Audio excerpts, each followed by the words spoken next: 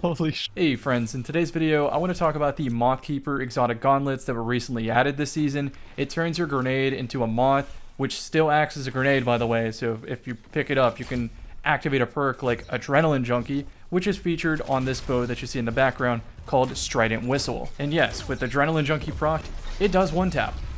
While that definitely can set the stage for some crazy clips, it doesn't come up as often as you think because these mods kind of have a mind of their own. I mean, you can work around the inconsistencies, but today's video I really just want to focus on my overall experience with this build and where I think it sits in the meta. First and foremost, I don't think this is a solo build. I think this is better for organized play, like perhaps a situation where you throw a moth at the ceiling far away, your teammate throws threadlings on the floor, and then the opponent doesn't even realize moths are flying in on them because they're so focused on shooting threadlings off the floor. That type of thing.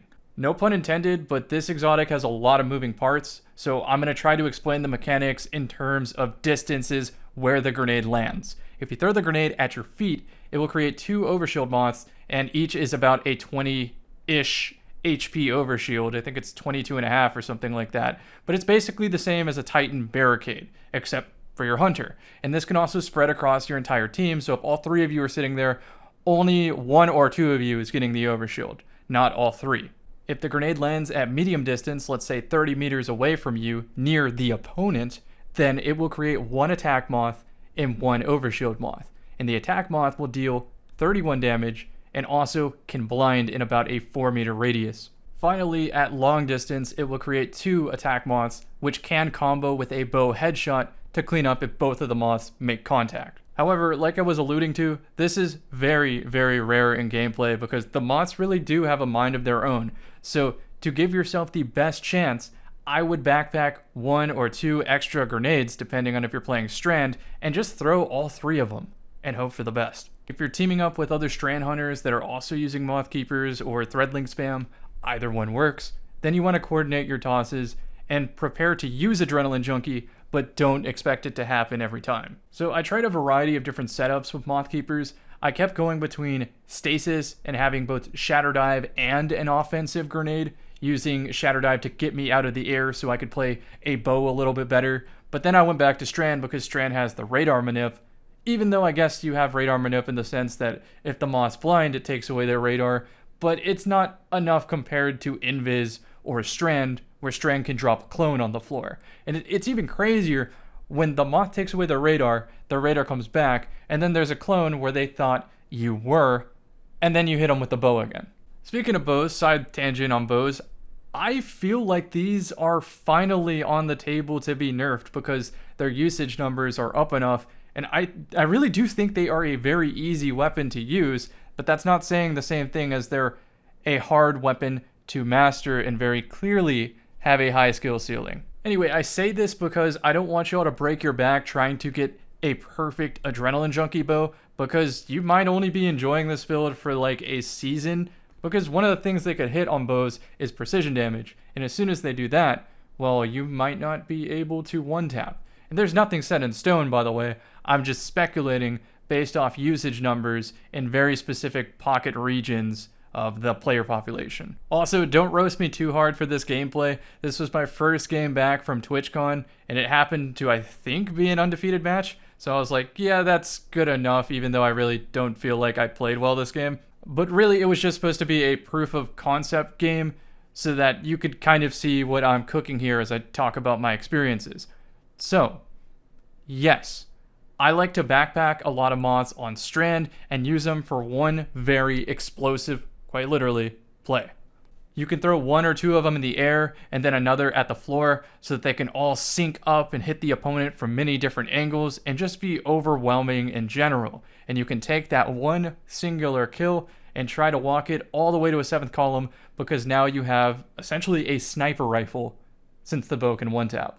For a less explosive way to use it, the overshield portion, you can think of it as Wormhusk except on a delay. So you have to be proactive with the healing use. You can throw one a little bit behind you, peek forward, and know that by the time the opponent puts damage on you, the moths are already catching up. So they might have overcommitted to a fight, not realizing that you're about to heal simultaneously. And this is what brought me to start using double primary with it, specifically the Quicksilver Storm, since Quicksilver has some interactions that help deal with Well of Radiance, as well as probably being the most competitive auto rifle in the entire sandbox. Maybe Cerberus is also the move though, since it can deal with Bubble. Maybe you just switch between the two if you feel like doing that. Of course, I also tried all the special weapons, and Grenade Launcher was obviously the most effective, but my problem with the specials is they picked up the kill over the moths, which meant I wasn't proccing Adrenaline Junkie, but this was still really conducive to winning the match because the moths put so much pressure on the opponent to do something or move out of the way. So there are 3 archetypes of this Mothkeeper build that I want to bring up. There's Effective, which is like Bow Wither Horde. Then there's Flashy, which is going for Adrenaline Junkie at all costs. Maybe you also use something like Cryosthesia to freeze them and then let the moths pick away at them. And then there's Dumb.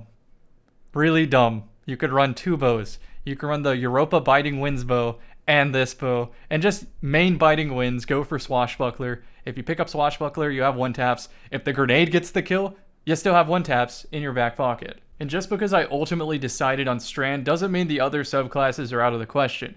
They're still fantastic. But when I started considering the opportunity cost of other bow builds, this being like Oathkeeper, 6 Coyote clone spam with threadling spam, Dragon Shadow with the quick swap, Lucky Pants to Ariana's Vow or maybe an Igneous Hammer, that type of thing. There's so many competitive bow builds that I had to just consider which one had the widest variety of things at its disposal.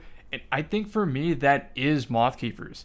So in the future, I think I'm going to go for a more specific role of this exotic and try to build into Death from Above. But of course, this is only really my first impressions. What I need under my belt is probably a trials weekend of each map and really stressing where I can throw these moths that they'll aggro onto the opponent and be very annoying. Start learning some dedicated nade lineups, kind of like I do with Wither Horde, to just create chaos.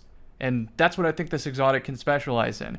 If I find that there's not a map that's really compatible or conducive to win with these, or if the team strategy just isn't working at all, I'll probably ditch these and maybe go the Dragon Shadow route on Invis, because I had so much success with that already. Even if bows do get nerfed in the near future, I still am probably going to have to keep 1 or 2 bow builds on my 10 loadouts at all times because of how necessary it is to pull out a bow when you see a bow, because they're that much above the competition. There's also a possibility that I just create my loadouts to accommodate a bow and not be bow specific. Like for example, I use Gemini with Stasis Hunter and then just use, like, instead of an arc sniper rifle, a Point of the Stag swashbuckler bow and switch my dust field to a cold snap and fish for freezes where I can get a punch and then turn it into a sniper rifle. If this all of a sudden got on like a side tangent, might be. I just think times are a little bit tough for hunters compared to Titan and Warlocks, and 10 loadout slots is really not enough to be competitive,